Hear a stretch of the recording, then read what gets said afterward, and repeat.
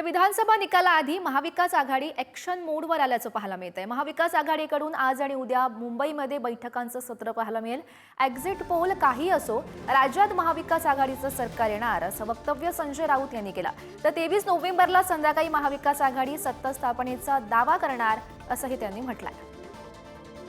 मतदान गुप्त असतं हे सगळ्यांना माहीत आहे, तरी काही लोक हे उपद्व्याप करतात आणि गोंधळ वाढवण्याचा प्रयत्न करतात। महाविकास आघाडी महाराष्ट्रात 26 तारखेला सत्तेवर येते, 23ला निकाल लागतील, 26ला सरकार स्थापन करू। 23 तारखेलाच संध्याकाळपर्यंत आम्ही सत्ता स्थापनेचा दावा करू शकतो। महाविकास आघाडीला 160 ते 165 जागा आमच्या एकत्रित निवडून येत आहेत। त्याच्यामुळे ह्या एक्झिट पोलवरती कोणी विश्वास ठेवू नये। कोण म्हणताय सर?